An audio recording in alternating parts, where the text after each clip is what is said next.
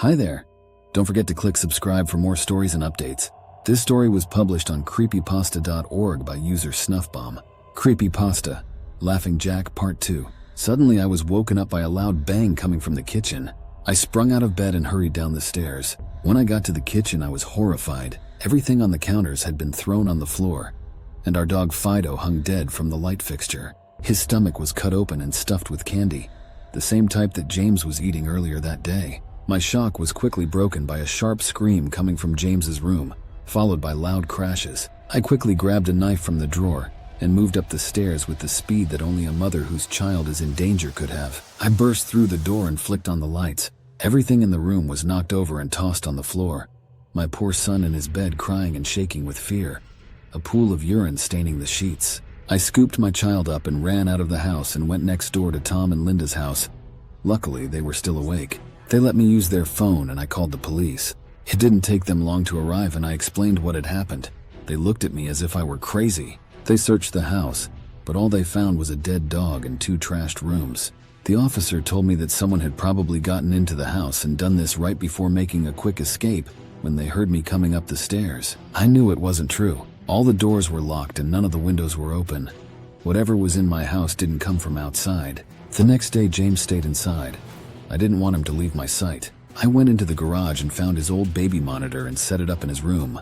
If anything comes into his room tonight, I was going to be able to hear it. I went to the kitchen and grabbed the largest knife from the drawer and put it on my nightstand. Imaginary friend or not, I'm not letting anything hurt my little boy. Soon enough, night came. I put James to bed. He was afraid, but I promised him that I wasn't going to let anything happen to him. I tucked him in, gave him a kiss, and turned on the nightlight. Before closing the door, I whispered to him, "Good night, James, I love you." I tried to stay up as long as I could, but after a few hours I felt myself drifting off. My baby would be safe for the night and I needed to sleep. Just as I lay my head on the pillow, I heard a soft noise come from the baby monitor I had put on my nightstand.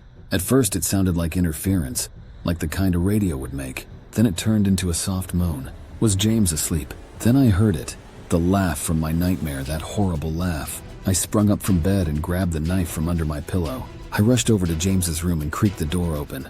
I tried the light switch, but it wouldn't come on. I took a step in and I could feel the warm, thick liquid on my feet. Suddenly, James's nightlight came on and I could see the absolute horror laid out in front of me. James's body was nailed up on the wall, the nails piercing through his hands and feet. His chest was cut wide open and his organs hung down to the floor. His eyes and tongue had been removed along with most of his teeth. I was disgusted. I could hardly believe this was my baby boy. Then I heard it again, the soft, desperate moan. James was still alive. My baby, my poor baby, in so much pain, barely clinging to life. I ran across the room and vomited on the floor. But my sickness was interrupted by a horrible cackle coming from behind me. I spun around while still wiping bile from my mouth. Then out of the shadows emerged the fiend responsible for all this horror, Laughing Jack. His ghost-white skin and matted black hair hung down to his shoulders. He had piercing white eyes surrounded by dark black rings. His twisted smile revealed a row of sharp, jagged teeth, and his skin didn't look like skin at all. It almost looked like rubber or plastic. He wore a patchy black and white clown outfit with striped sleeved and socks. His body itself was grotesque, his long arms hanging down past his waist, and the way he was poised made him look almost boneless, like a rag doll. He let out a sickening laugh as if to let me know he was pleased with my reaction to his work. He then turned around slowly in front of James and began to laugh even more at the horrific sight he has laid out. That was enough to shake me from my terror. I snapped, "Get away from him, you bastard." I rushed at the monster, raising the knife above my head, and stabbed down at him. But as soon as the knife touched him, he disappeared in a cloud of black smoke. The knife passed right through and pierced James's still beating heart, splashing the warm blood on my face. No, what have I done? My baby, I killed my baby. I immediately fell to my knees, and I could hear sirens in the distance growing louder. My boy, my sweet baby boy. I promised Mommy would protect you, but I failed. I'm sorry, James. I'm so sorry. Police soon arrived to find me in front of my son, still wielding the knife covered in my baby's blood. The trial was short, insanity. I was placed in the Ferropolis house for the criminally insane, where I have been for the past 2 months. It's not so bad here.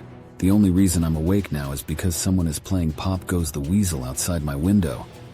I'll talk to the orderlies about it in the morning.